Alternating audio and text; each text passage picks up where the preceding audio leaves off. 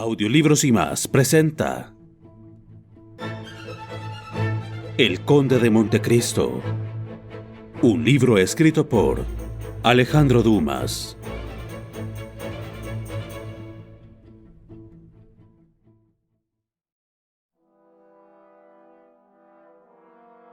Capítulo 32.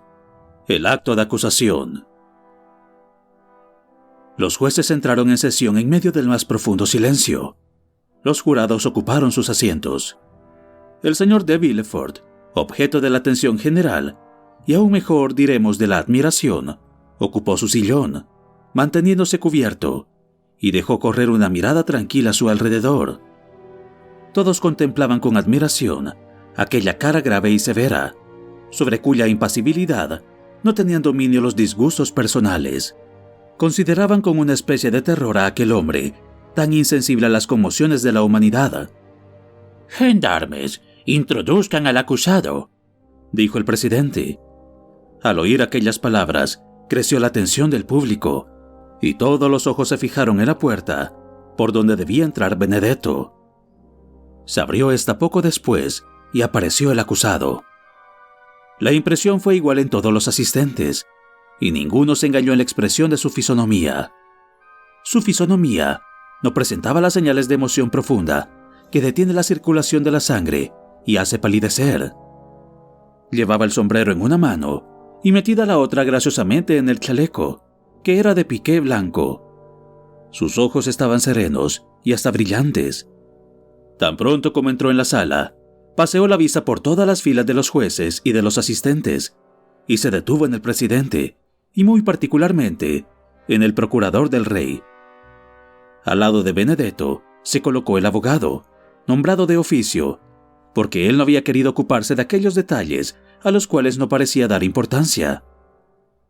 Aquel era joven, rubio, y su fisonomía parecía estar mucho más conmovida que la del acusado. El presidente ordenó la lectura del acta de acusación, redactada, como se sabe, por la pluma hábil e implacable del señor Villefort.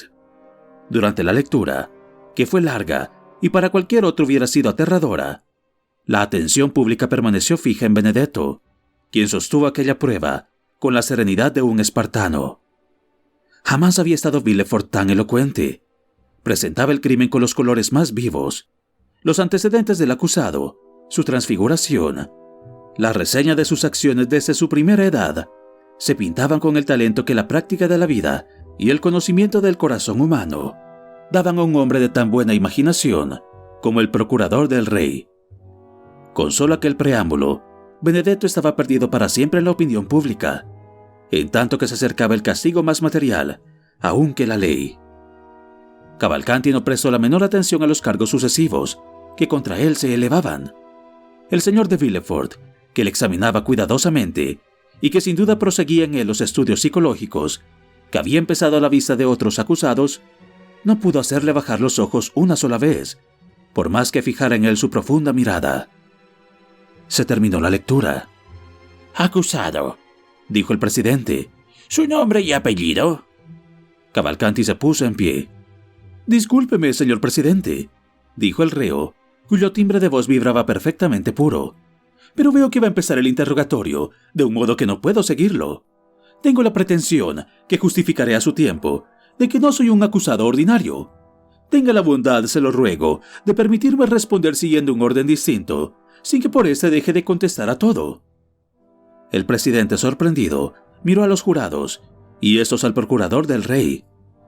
Un gran asombro se manifestó en toda la asamblea, pero Cavalcanti no se conmovió. «¿Su edad?», repitió el magistrado. «Tengo 21 años, o más bien, los cumpliré dentro de algunos días, pues nací en la noche del 27 al 28 de septiembre de 1817. El señor de Villefort, que estaba escribiendo una nota, levantó la cabeza al oír aquella fecha. «¿Dónde nació?», continuó el presidente. «En Auteuil, cerca de París». El señor de Villefort levantó por segunda vez la cabeza. Miró a Benedetto como si hubiese mirado la cabeza de Medusa, y se puso lívido. Benedetto pasó por sus labios la punta de un fino pañuelo de batista bordado. «¿Su profesión?». «Primero fui falsificador». dijo Cavalcanti, con la mayor tranquilidad del mundo. Después ascendí a ladrón y recientemente he sido asesino. Un murmullo, o por mejor decir, una tempestad de indignación y de sorpresa estalló en la sala. Los jueces se miraron asombrados. Los jurados expresaron el disgusto que les causaba un cinismo que no esperaban en un hombre tan elegante. El señor de Villefort apoyó una mano sobre su frente, pálida al principio, encarnada y abrasadora enseguida. Se levantó de pronto y miró alrededor como un hombre espantado. Parecía que le faltaba el aliento. ¿Busca algo, señor procurador del rey?, preguntó Benedetto con graciosa sonrisa. El señor de Villefort no respondió. Se sentó, o por mejor decir, se dejó caer sobre su sillón. ¿Consiente ahora, acusado, en decir su nombre?, preguntó el presidente. La afectación brutal que ha puesto en enumerar sus crímenes, que califica de profesión, la especie de importancia que da a esas acciones, que en nombre de la moral y de la humanidad el tribunal debe reprenderlo severamente. He ahí la causa quizá que ha hecho retarde en nombrarlo. Quiere enaltecer su nombre con los títulos que le preceden. Señor presidente, dijo Benedetto, con el tono de voz más gracioso y con las maneras más distinguidas. Parece increíble el modo con que ha leído en el fondo de mi corazón. En efecto, por eso le he rogado que invirtiera el orden de las preguntas. El estupor había llegado a su colmo.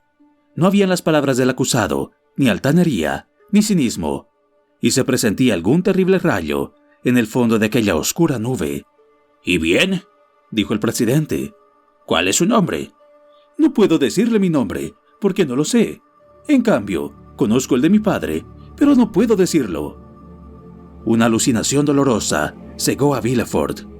Se vieron caer de sus mejillas varias gotas de sudor que borraban sus papeles, que revolvió con mano convulsa. «Díganos el nombre de su padre», dijo entonces el presidente.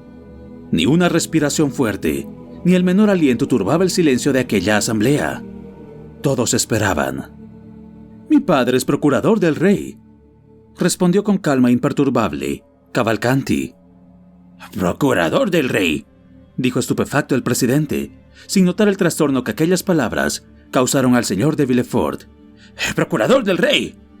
«Sí, y ya que me pregunta su nombre, se lo diré. Se llama de Villefort». La explosión, tanto tiempo contenida por respeto a la justicia, estalló como un trueno del pecho de todos los asistentes. El tribunal mismo no pensó en reprimir aquel simultáneo movimiento. Las exclamaciones, las injurias dirigidas hacia Benedetto, que permanecía impasible, los gestos enérgicos, el movimiento de los gendarmes, las rechiflas de la parte del pueblo bajo que hay en toda reunión pública y que sale a la luz en los momentos de tumulto y escándalo, duraron 5 minutos, antes que los magistrados y los sugieres lograran restablecer el orden y el silencio. En medio de aquella confusión, se oía la voz del presidente que gritaba: ¿Quiere jugar con la justicia, acusado? ¿Se atreve a dar a sus conciudadanos el espectáculo de una corrupción que no tiene igual ni siquiera en una época tan relajada como la presente? 10 personas se apresuraron a acercarse al procurador del rey, que medio aterrado permanecía en su asiento. Le ofrecían consuelos, le procuraron animarle y le hicieron protesta de celo y simpatía. Decían que una mujer se había desmayado, le hicieron respirar varias sales y se repuso. Durante el tumulto, Benedetto había vuelto la cara sonriéndose hacia la asamblea y apoyando enseguida una mano en el respaldo de su banco y en la postura más graciosa dijo: «Señores, no permita Dios que procure insultar al tribunal y dar un escándalo inútil en presencia de tan honorable reunión. Me han preguntado qué edad tengo y he respondido: no puedo decir de dónde soy ni cuál es mi apellido, porque mis padres me abandonaron. Sin embargo, puedo muy bien, sin decir mi nombre, puesto que no lo tengo, decir el de mi padre. Y lo repito, mi padre se llama el señor de Villefort y estoy pronto a comprobarlo». Tanta verdad, tanta convicción y energía había en el acento del joven, que redujo el tumulto al silencio. Las miradas se dirigieron todas en el momento al procurador del rey, que conservaba en su asiento la inmovilidad de un hombre que el rayo acaba de convertir en cadáver. «Señores», continuó Benedetto, exigiendo el silencio con el gesto y con la voz, «les debo la prueba y la explicación de mis palabras. Pero, dijo el presidente irritado, en las instrucciones dijo que se llamaba Benedetto. Ha dicho que era huérfano y natural de Córcega. En la instrucción dije lo que me convenía decir, porque no quería que se debilitase o detuviese, lo que no podía menos de suceder, el eco solemne que quería dar a mis palabras. Les repito ahora que nací en Hauteville, en la noche del 27 al 28 de septiembre de 1817, y que soy hijo de Villefort, procurador del rey. ¿Quieren saber más detalles? Se los contaré. Vine al mundo en el primer piso de la casa número 28, en la calle de la Fontaine, en una habitación tapizada de damasco encarnado. Mi padre me tomó en los brazos diciendo a mi madre que estaba muerto. Me envolvió en un paño, marcado HN, y me llevó al jardín, donde me enterró vivo. Los presentes temblaron cuando vieron crecer la seguridad del acusado con el espanto del señor de Villefort. ¿Pero cómo conoce esos detalles?, preguntó el presidente. Voy a decírselo, señor presidente. En el jardín en que mi padre acababa de sepultarme, se había introducido aquella noche un hombre que lo odiaba mortalmente y quería vengarse del modo que lo hace un corzo. El hombre que estaba oculto vio a mi padre enterrar algo y le asestó una puñalada por la espalda cuando estaba a la mitad de su operación. Creyendo enseguida que lo que había ocultado era un tesoro, abrió la fosa y me halló vivo aún. Ese hombre me llevó al hospicio de los Expósitos, donde me inscribieron con el número 37. 3 meses más tarde, su mujer hizo el viaje de Rogliano a París para venir a buscarme. Me reclamó como hijo suyo y me llevó consigo.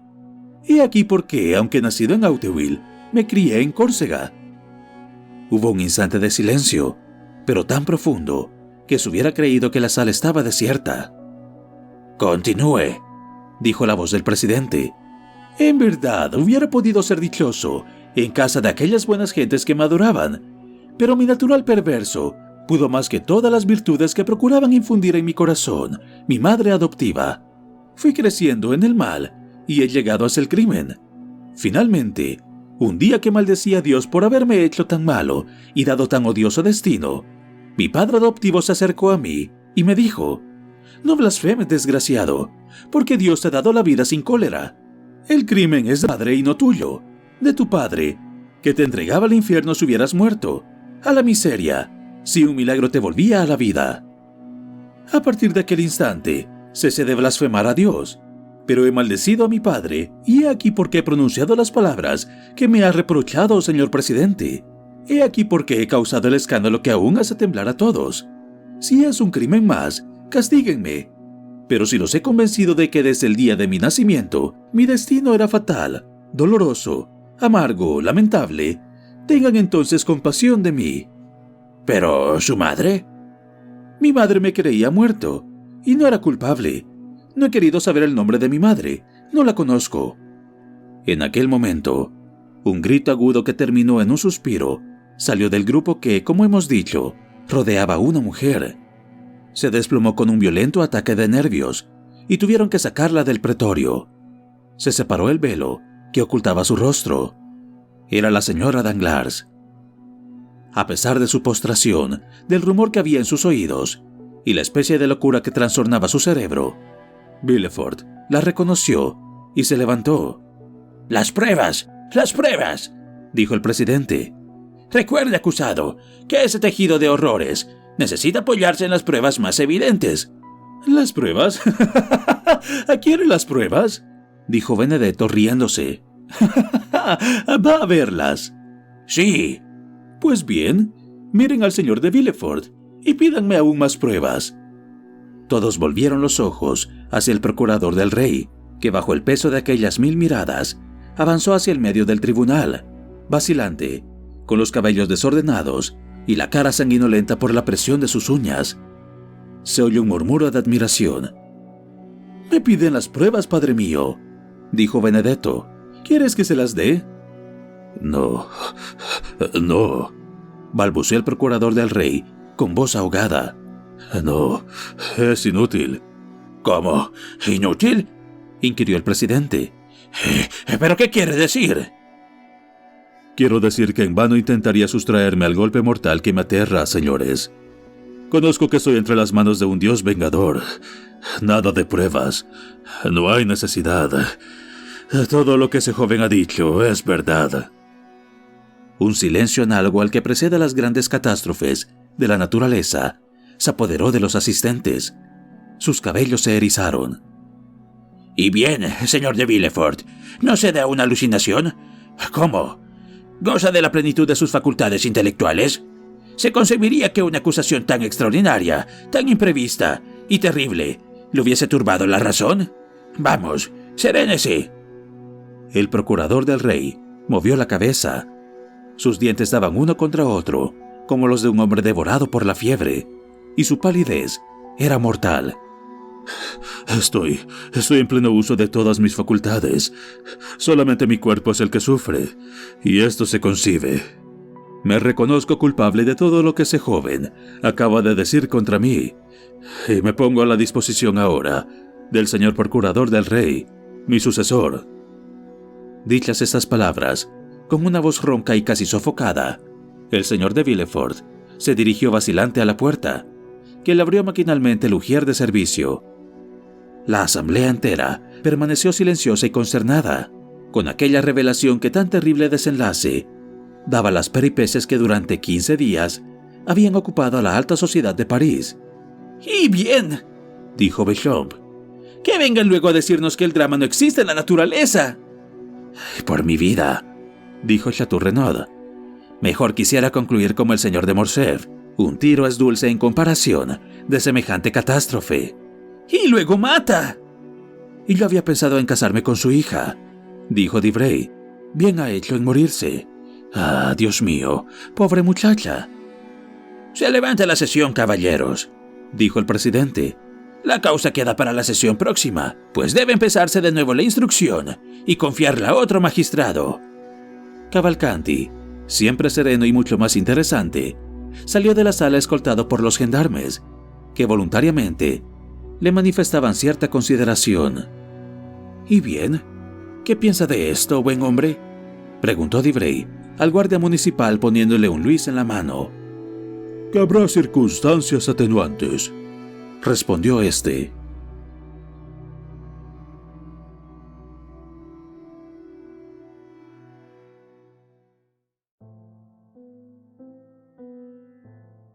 Capítulo 34.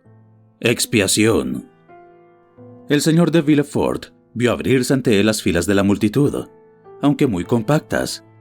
Los grandes dolores son de tal modo venerables que no hay ejemplo ni aun en los tiempos más desgraciados de que el primer movimiento de la multitud reunida no haya sido un movimiento de simpatía hacia una gran desgracia.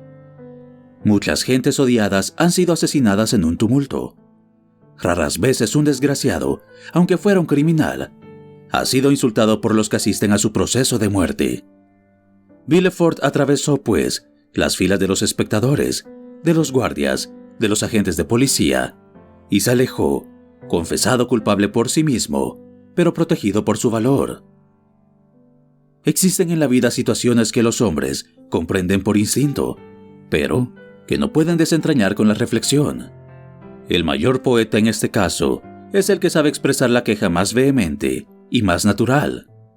La multitud toma este grito por una relación entera y hace bien en contentarse con él, y mejor aún, en encontrar lo sublime si es verdadero. Por lo demás, sería difícil decir el estado de estupor en que Villefort se hallaba al salir del palacio, pintar la fiebre que estremecía sus arterias, que helaba sus fibras, que hinchaba hasta reventar sus venas y aniquilaba cada punto de su cuerpo mortal con millares de sufrimientos. Villefort se dirigía a lo largo de los pasillos, guiado solamente por la costumbre.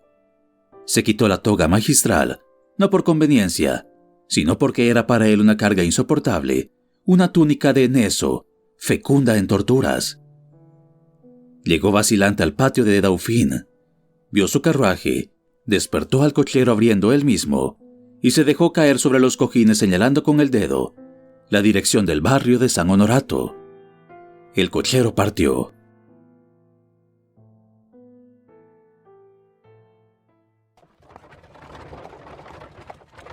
Todo el peso de su fortuna fracasada acababa de desplomarse sobre su cabeza. Este peso la abrumaba, no por sus consecuencias. No las había calculado y las sentía. No razonaba su código como el frío asesino que comenta un artículo conocido. Tenía a Dios en el fondo de su corazón. Dios mío, murmuraba sin saber lo que decía. Dios, Dios. No veía más que a Dios en medio del trastorno por el que pasaba. El carruaje corrió precipitado. Villefort, agitándose sobre los cojines, sentía que algo le molestaba. Llevó la mano al objeto. Era un abanico olvidado por la señora de Villefort, entre el cojín y el respaldo del carruaje. Este abanico despertó un recuerdo, y este recuerdo fue como un rayo en las tinieblas de la noche. Villefort pensó en su esposa. «Oh», exclamó, como si un hierro ardiendo le perforara el corazón. En efecto, hacía una hora que no tenía a la vista más que un lado de su miseria. Y aquí que de repente se ofrecía otro a su espíritu, y otro no menos terrible. Esa mujer. Acababa de portarse con ella como un juez severo e inexorable. La había condenado a muerte. Y ella, aterrorizada, llena de remordimientos, abismada con el oprobio que acababa de causarle con la elocuencia de su intachable virtud. Pobre mujer débil e indefensa contra su poder absoluto y supremo. ¿Se preparaba acaso a morir en aquellos instantes? Había transcurrido una hora desde su condenación. Tal vez entonces repasaba en su memoria todos sus crímenes, pedía perdón a Dios, escribía una carta para implorar de rodillas el perdón de su virtuoso esposo, perdón que compraba con la muerte. Villefort lanzó otro quejido de dolor y de rabia. «¡Ah!», exclamó agitándose sobre el raso del carruaje. «Esa mujer no es criminal más que por haberme tocado. Yo soy el crimen. Yo. Y ha adquirido el crimen como se adquiere el tifus, como se adquiere el cólera, como se adquiere la peste. Y yo la castigo. Oh, no, no. Vivirá. Me seguirá. Huiremos. Abandonaremos Francia. Correremos por la tierra mientras nos sostenga. Y le hablaba del cadalso. Oh, Dios, ¿cómo sé pronunciar esta palabra? Y a mí también me espera el cadalso. Huiremos, sí. Me confesaré a ella. Sí, todos los días le diré humillándome que yo también he cometido un gran crimen. Oh, alianza del tigre y de la serpiente. Oh, digna esposa de un marido como yo. Es preciso que viva. Es necesario que mi infamia haga palidecer la suya. Y Villefort hundió, más que bajó, el vidrio del coche. ¡Más aprisa!, exclamó con una voz que hizo estremecer al cochero en su asiento. Los caballos, avivados por el miedo, volaron hasta llegar a la casa. «Sí, sí», repetía Villefort a medida que se acercaba. «Sí, es preciso que esta mujer viva. Es preciso que se arrepienta y que eduque a mi hijo, mi pobre hijo, único, que con el indestructible anciano sobrevive a la ruina de la familia. Le amaba, por él lo ha hecho todo. No hay que desesperar jamás del corazón de una madre que ama a su hijo. Se arrepentirá, nadie sabrá que ha sido culpable. Los crímenes cometidos en mi casa, y de que el mundo se entera ya, serán olvidados con el tiempo. Y si algunos enemigos se acuerdan, les anotaré en la lista de mis crímenes. 1, 2 o 3 más, ¿qué importa? Mi mujer se salvará llevando el oro, y sobre todo llevando a su hijo, lejos del abismo en donde me parece ver caer al mundo conmigo. Vivirá, aún será dichosa, puesto que todo su amor está en su hijo, y su hijo no la abandonará. Habré hecho una buena acción». Y el señor de Villefort respiró más libremente de lo que lo había hecho en mucho tiempo. El carruaje se detuvo en el patio de la casa.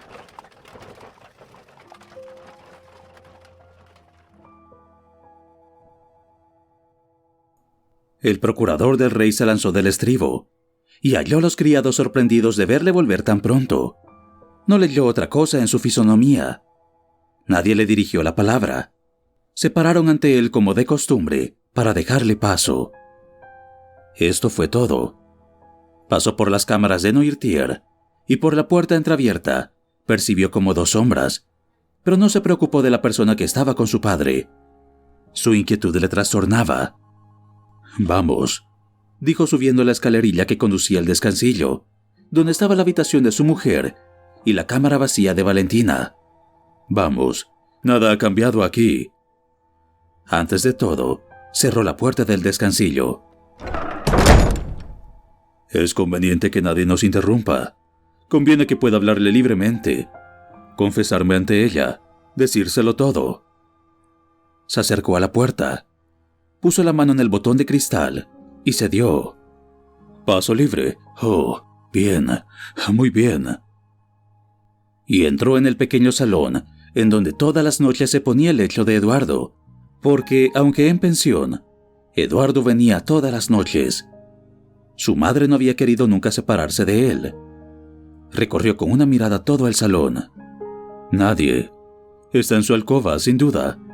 Y se dirigió a la puerta.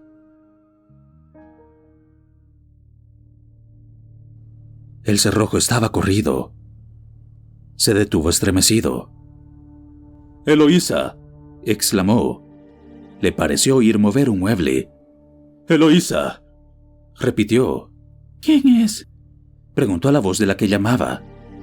Le pareció que esta voz era más débil que otras veces. «¡Abre! ¡Abre! ¡Soy yo!». Sin embargo, a pesar de esta orden, a pesar del tono angustiado con que era proferida, no abrieron. Villefort abrió la puerta de una patada. A la entrada de su dormitorio, la señora de Villefort estaba de pie, pálida, con las facciones contraídas, mirándole con ojos de una inmovilidad espantosa. «Eloísa, Eloísa, ¿qué te ocurre? ¡Habla!». La joven extendió hacia él su mano crispada y lívida. «Eso se ha acabado, señor», dijo con un quejido que parecía desgarrar su garganta. «¿Qué más quiere?». Y cayó sobre la alfombra. Villefort corrió a ella y la cogió de la mano. Esta mano oprimía convulsivamente un frasco de cristal con tapón de oro. La señora de Villefort estaba muerta. El procurador del rey, sobrecogido de horror, retrocedió hasta la puerta, mirando el cadáver. «Hijo mío», exclamó de repente. «¿Dónde está mi hijo? ¡Eduardo! ¡Eduardo!». Y se precipitó fuera de la habitación gritando. «¡Eduardo! ¡Eduardo!». Con tal acento de angustia era pronunciado ese nombre que acudieron los criados. «Hijo mío, ¿dónde está mi hijo? Que le saquen de esta casa, que no la vea». «El señorito Eduardo no está abajo», respondió un criado. «Jugará sin duda en el jardín. Miren si está allí. Búsquenlo». «No, señor. La señora llamó a su hijo hace aproximadamente media hora. El señorito Eduardo entró con la señora y no ha vuelto a bajar». Un sudor helado inundó la frente de Villefort. Sus pies vacilaron sobre las baldosas. Sus ideas comenzaron a trastornar su cabeza, como las ruedas desordenadas de un reloj que se rompe. «Con la señora, con la señora». Y volvió lentamente sobre sus pasos, enjugándose la frente con una mano y apoyándose con la otra en las paredes. Al volver a entrar en la estancia, era preciso ver de nuevo a aquella desgraciada. Para llamar a Eduardo, era preciso despertar el eco del aposento convertido en féretro mortuorio. Hablar era violar el silencio de la tumba. Villefort sintió su lengua paralizada en la garganta. «Eduardo, Eduardo», balbuceó. El niño no contestaba. ¿Dónde estaba el niño que, al decir de los criados, había entrado con su madre sin volver a salir? Villefort dio un paso adelante. El cuerpo exámine de la señora de Villefort estaba tendido a través de la puerta del salón, en donde se hallaba necesariamente Eduardo. Este cadáver parecía velar sobre el umbral, con ojos fijos y abiertos, con una espantosa y misteriosa sonrisa irónica en los labios. En derredor del cadáver, la mámpara dejaba ver una parte del salón, un piano y el extremo de un diván de raso azul. Villefort avanzó 3 o 4 pasos y vio a su hijo acostado en el sofá. El niño dormía, sin duda. El infeliz tuvo un rapto de alegría.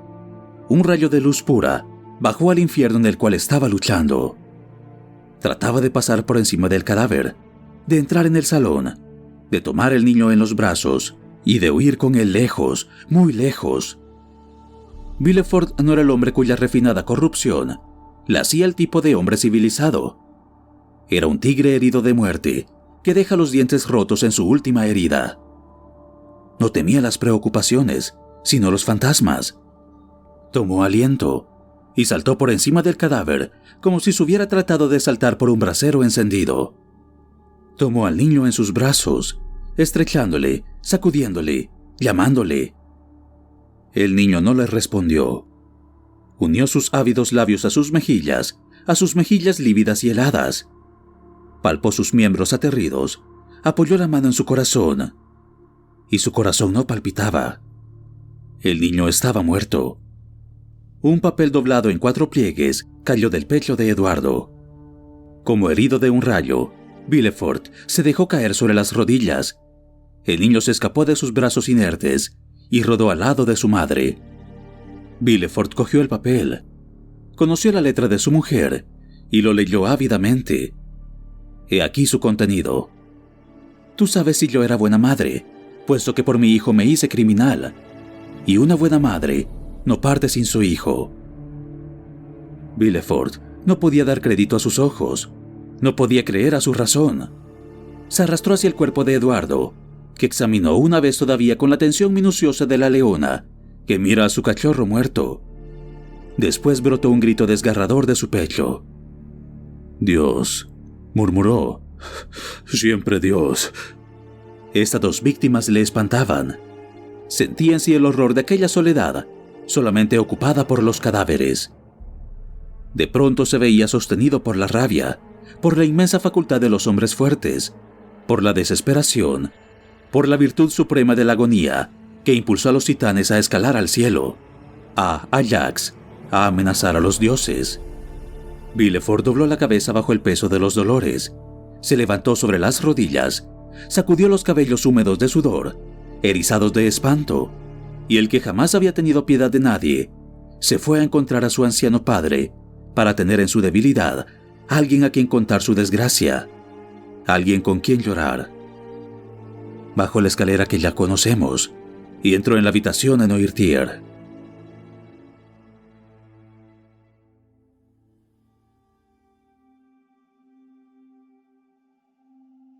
Este parecía escucharle atentamente, tan afectuosamente como lo permitía su inmovilidad. El abate Busoni estaba allí con la calma y frialdad de costumbre. Al ver al abate, Villefort llevó la mano a la frente. El pasado vino a él como una de esas olas, en las cuales se levanta doble espuma que en las demás. Recordó la visita que le hiciera el abate 2 días antes de la comida de Auteuil, y de la visita que le había hecho el mismo abate el día de la muerte de Valentina. «¿Usted aquí, señor? Pero usted no me aparece jamás, que no sea para escoltar la muerte». Busoni se levantó. Viendo la alteración del rostro del magistrado, el brillo feroz de sus ojos, comprendió, o debió comprender, que la escena de los jurados había concluido. Ignoraba el resto. «Vine para orar sobre el cuerpo de su hija», respondió Busoni. «¿Y hoy qué viene a hacer?» «Vengo a decirle que me ha pagado suficientemente su deuda y que desde ese momento voy a rogar a Dios que se contente como yo». «Dios mío», dijo Villefort, retrocediendo asustado. «Esta voz no es la del abate Busoni».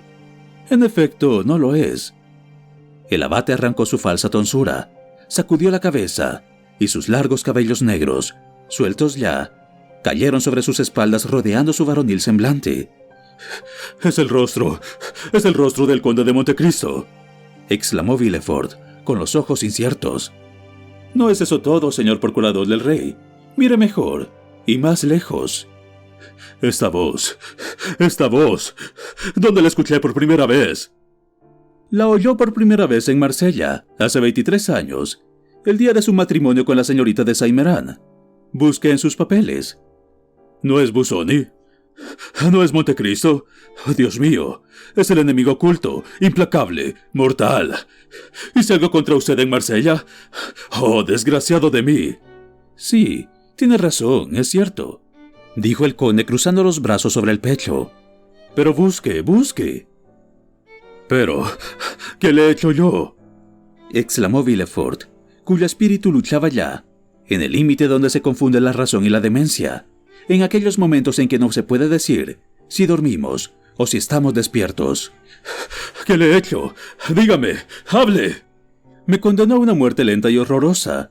Mató a mi padre, me robó el amor con la libertad y la fortuna con el amor. ¿Quién es? ¿Quién es? ¡Dios mío! Soy el espectro de un desgraciado al que sepultó en las mazmorras del castillo de Eve.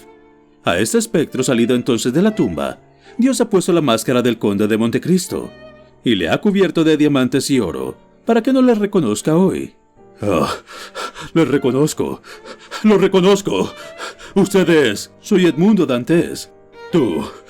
¡Edmundo Dantes!, exclamó el señor de Villefort, haciendo al conde por el puño. ¡Entonces ven! Y le llevó por la escalera, en donde Montecristo le seguía asombrado, ignorando a qué parte le conducía el procurador del rey, y presintiendo algún desastre. «Espera, Edmundo Dantes», dijo mostrando al conde los cadáveres de su esposa y de su hijo. «Atiende, mira, ¿está bien vengado?» Montecristo palideció ante tan espantoso espectáculo. Comprendió que acababa de traspasar los derechos de la venganza, que no podía decir más que «Dios está por mí y conmigo», y se arrojó con angustia inexplicable sobre el cuerpo del niño. Abrió sus ojos, tocó su pulso y pasó con él al cuarto de Valentina, que cerró con doble llave. «¡Hijo mío!», exclamó Villefort. «Se lleva el cadáver de mi hijo. ¡Ah, maldición! ¡Desgracia! ¡Muerte para mí!». Y quiso lanzarse en pos de Montecristo, pero como por ser un sueño, sintió clavarse sus pies, dilatarse sus ojos hasta salir de las órbitas, encorvarse sus dedos contra la carne del pecho y hundirse en él gradualmente, hasta que la sangre enrojeció sus uñas. Sintió las venas de las sienes llenarse de espíritus ardientes que, pasando hasta la estrecha bóveda del cráneo, inundaron su cerebro de un diluvio de fuego. Tal situación duró algunos minutos, hasta que se completó un trastorno espantoso en su razón. Entonces profirió un grito seguido de una prolongada carcajada, y se precipitó por las escaleras.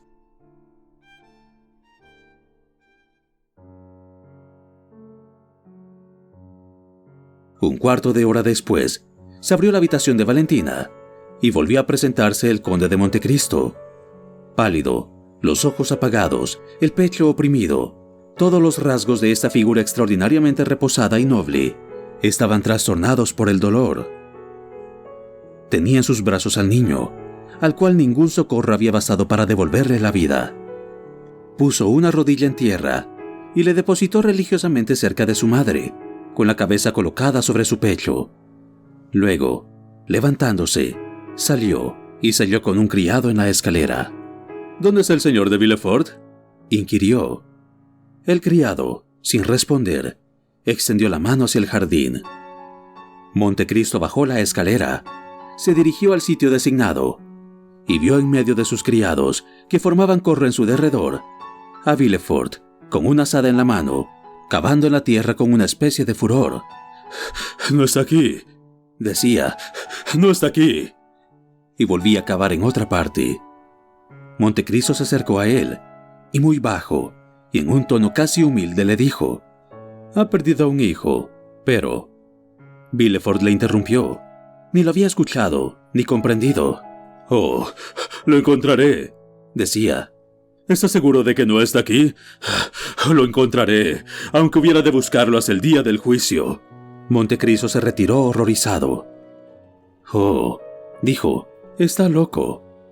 Y como si hubiera creído que las paredes de la casa maldita se desplomaran sobre él, se lanzó a la calle, dudando por primera vez del derecho que pudiera tener para hacer lo que había hecho. «Basta, basta con esto», dijo el conde. «Salvemos lo que queda». Y entrando en su casa, Montecristo encontró a Morrel, que andaba por la fonda de los Campos Elíseos, silencioso como una sombra, que espera el momento señalado por Dios para entrar en la tumba.